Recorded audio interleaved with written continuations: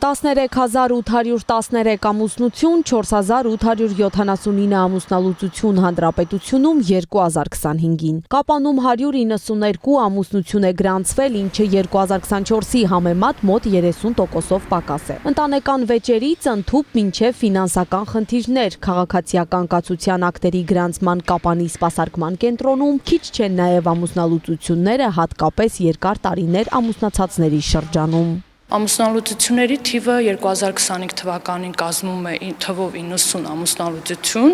իդեպ պատճառները տարբեր են ամուսնալուծության,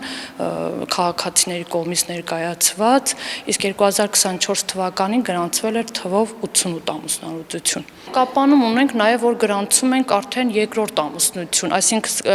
իրենց առաջնակի ամուսնությունը գրանցված է, ամուսնալուծված են կամ կինն է մահացել, ամուսինն է մահացել, արդեն իրանք դիմում են երկրորդ անգամ ամուսնություն գրանցելու նպատակով։ Հոգևոր հովիվ Տեր Ավետիք Քահանա Մարտիրոսյանն էլ հակառակն է նշում։ Սուրբ Պսակի խորհրդով ամուսնացողների թվի նկատելի աճ կա։ Պատերազմից հետո այստեղ դրական տեղաշարժ է նկատվում։ Միայն նախորդ տարի Վահանավանքի վանական համալիրում եւ Սուրբ Մեսրոպ Մաշտոց եկեղեցում Աստծո օրհնությունը ստացել է 70 զույգ։ Շատ լուրջ խորհուրդ է, որովհետեւ մարդու կյանքում իրականության մեջ պետք է մի անգամ կատարվի եւ ամուսնալուծություն ընդունված չի։ Սուրբ Պսակի խորհուրդը կատարում է ձեռնադրված օձյալ քահանա, որ ինքը կարգալուց չեղած, որով եթե կարգալուց եղած է, նշանակում է, որ այդ ամուսնությունը կամ Պսակի խորհուրդը վավերական չէ։ Ամուսնությունը կամ Սուրբ Պսակի խորհուրդը եկեղեցու 7 խորհուրդներից է, որ հիմնված է ողջախոհության վրա, որդե ծննդյան նպատակով։ Հայ առաքելական եկեղեցում մկրտված յուրաքանչյուր զույգ կարող է ստանալ Աստծո օրհնությունը։ Տեր Ավետիքը նույն մարդուն երկրորդ անգամ չի պսակադրել, բայց Կապանի տարածաշրջանի գործող եկեղեցիներում այս տարի եղել են նաև նման դեպքեր։ Երբ որ դու խոստում ես տալիս Աստծո առջև, այլևս վերջ չի կարելի այդ խոստումը կոտրել, բայց ինչ ասում, մինչև մահ, դա ասենք, եթե մարդը կորցրել է իր կնոջ կամ կինը կորցրել իր ամուսնուն, այդ դեպքում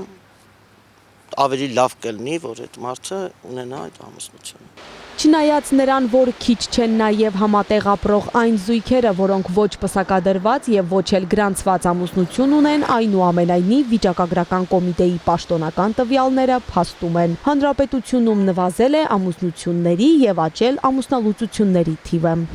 2024-ին ամուսնությունների թիվը պակասել է 1006-ով ու կազմել 15324։ Ամենից շատ ամուսնություններ գրանցվել են մայրաքաղաք Երևանում 4827, Կոտայքում 1562, Արարատում 1401։ Սյունիքը վերջին հորիզոնականներում է, այստեղ 2024-ին գրանցվել է 827 ամուսնություն։ Ամենակիչը ամուսնանում են Վայոց ձորում, այստեղ այդ թիվը հասնում է 323-ի։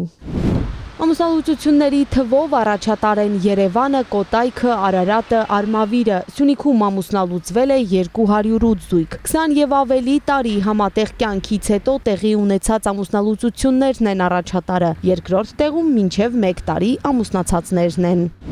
Հայաստանում շարունակում է բարձրանալ առաջին ամուսնության միջին տարիքը։ Կանայք առաջին անգամ ամուսնանում են միջինը 29 եւ ավելի, տղամարդիկ 32 եւ ավելի տարեկանում։